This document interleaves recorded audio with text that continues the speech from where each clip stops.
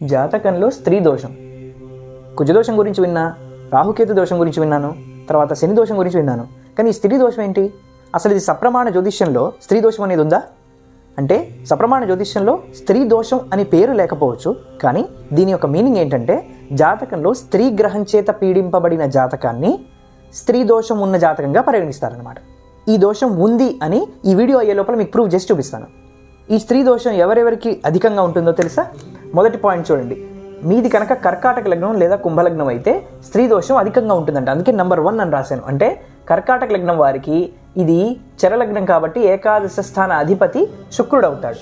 అలానే కుంభలగ్నం వారికి స్థిర లగ్నం కాబట్టి నవమాధిపతి శుక్రుడు అవుతాడు, అంటే బాధకాధిపతి అనమాట. ఇద్దరికి బాధకం అవటంతో కర్కాటక లగ్నం వారికి కుంభలగ్నం వారికి ఈ స్త్రీ దోషం తాలూకా ఎఫెక్ట్ చాలా అధికంగా ఉంటుంది.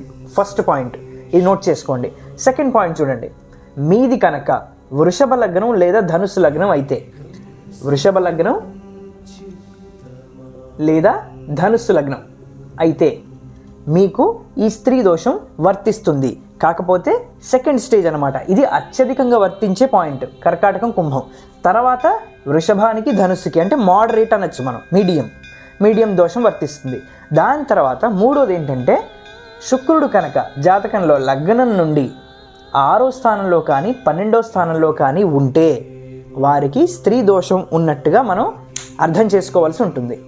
ఒక మాటలో చెప్పాలంటే ఈ కేటగిరీకి చెందిన వాళ్ళకి, అంటే ఈ లగ్నాల వాళ్ళకి లేదా శుక్రుడు ఇలా ఉన్న వాళ్ళకి వారి ప్రమేయం ఏమీ లేకపోయినా ఒక స్త్రీ పాత్ర ప్రవేశం వలన వారి యొక్క లైఫ్లో మరచిపోలేని సంఘటనలు, బాధాకరమైనటువంటి సంఘటనలు మిగిలిపోతాయి స్త్రీ మూలాన అనేది ఇది స్పష్టంగా మనకి తెలుస్తున్న విషయం. ఈ స్త్రీ దోషం ఉందని ప్రూవ్ చేస్తానని చెప్పాను కదా మీతో. ఇప్పుడు చూడండి, శ్రీరాముడు జాతక విశ్లేషణ చేసిన నా వీడియో ఉంది కదా, అందులో మీరు గమనిస్తే శ్రీరాముడు వారిది కర్కాటక లగ్నం అని రాశాను. మరి కర్కాటక లగ్నం వారికి అధికమైన స్త్రీ దోషం ఉంటుందని అనుకున్నాం కదా. మరి ఇప్పుడు చూడండి, ఆ ప్రూఫ్స్ చూపిస్తాను మీకు. రామాయణంలో అసలు శ్రీరాములు వారు లంకకి వెళ్ళవలసిన కారణం ఏంటి? సీతమ్మ వారి కోసం స్త్రీ పాత్ర వచ్చింది. అసలు రావణాసురుడు వచ్చి సీతమ్మ వారిని అపహరించవలసిన కారణం ఏంటి? ఎవరయ్యారు కారణం ప్రధానంగా అంటే శూర్పణఖ. మళ్ళీ స్త్రీ పాత్ర వచ్చిందా? మళ్ళా. దానికంటే ముందు అసలు శ్రీరాములు వారు వనవాసం చేయవలసిన కారణం ఏంటి?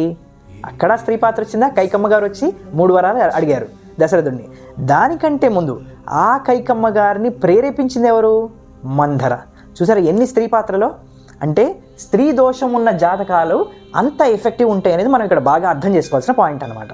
దీనికి మరి రెమెడీ ఏంటండి అంటే, ప్రతి శుక్రవారం లేదా వీలుంటే ప్రతిరోజు మన శంకరాచార్యులు వారు రచించినటువంటి కనకధార స్తోత్ర పారాయణ చేయడం చాలా ఉత్తమమైన పని.